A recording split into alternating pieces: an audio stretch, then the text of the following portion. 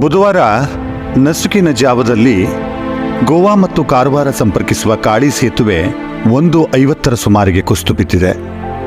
ಘಟನೆಯಲ್ಲಿ ವಾಹನವೊಂದು ಸಿಲುಕಿದ್ದು ಗಾಯಗೊಂಡ ಓರ್ವನನ್ನು ಆಸ್ಪತ್ರೆಗೆ ದಾಖಲಿಸಲಾಗಿದೆ.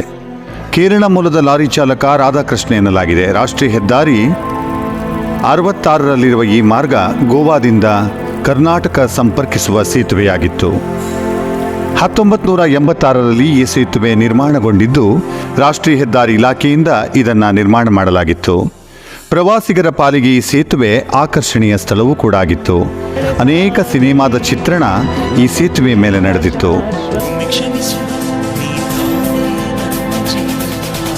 ಕಾರವಾರದ ಪಟ್ಟಣದ ಹಲವಾರು ನಾಗರಿಕರು ಸಂಜೆಯ ವೇಳೆಯಲ್ಲಿ ವಾಯು ವಿಹಾರಕ್ಕಾಗಿ ಈ ಸೇತುವೆ ಮೇಲೆ ತೆರಳಿ ಆನಂದ ಪಡ್ತಾ ಇದ್ರು, ಸಂಭ್ರಮಿಸ್ತಾ ಇದ್ರು. ಚತುಷ್ಪಥ ಹೆದ್ದಾರಿ ನಿರ್ಮಾಣ ಮಾಡುವಾಗ ಸಂಬಂಧಪಟ್ಟ IRB ಕಂಪನಿ ಈ ಹೆದ್ದಾರಿಯ ಇನ್ನೊಂದು ಬದಿಯಲ್ಲಿ ಸೇತುವೆ ಮಾಡಿದ್ದರಿಂದ ಏಕಮುಖ ಸಂಚಾರ ನಡೀತಾ ಇತ್ತು. ಇದೀಗ ಹಳೆಯ ಸೇತುವೆ ಕುಸಿದು ಬಿದ್ದಿದೆ. ಹೆದ್ದಾರಿಯಲ್ಲಿ ಸಂಚಾರ ಅಸ್ತವ್ಯಸ್ತವಾಗಿದೆ.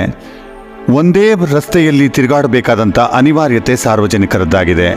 ಗೋವಾ ಮತ್ತು ಕಾರವಾರ ಸಂಪರ್ಕಿಸುವ 2 ಸೇತುವೆಗಳು ಇದ್ದುದರಿಂದ ಜನರಿಗೆ ಸುಲಭವಾಗಿ ಸಂಚಾರವನ್ನು ಮಾಡಬಹುದಿತ್ತು.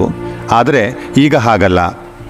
ಹಳೆಯದಾದಂತಹ ಈ ಕಾಳಿ ನದಿಯ ಸೇತುವೆ ಕುಸಿದು ಬಿದ್ದುದರಿಂದ ಹೊಸದಾಗಿ ನಿರ್ಮಾಣವಾಗಿರುವ ಒಂದೇ ಸೇತುವೆಯಲ್ಲಿ ಪ್ರಯಾಣಿಕರು ಸಂಚಾರವನ್ನು ಮಾಡಬೇಕಾಗಿದೆ. ಇದು ತಲೆನೋವಾಗಿ ಪರಿಣಮಿಸಿದೆ. ಪ್ರಕೃತಿ ವಿಕೋಪ ಎನ್ನುವಂತೆ ಈ ಒಂದು ಜಿಲ್ಲೆಯಲ್ಲಿ ಸದ್ಯದಲ್ಲಿ ನಡೆದ 2ನೇ ದುರಂತ ಇದಾಗಿದೆ.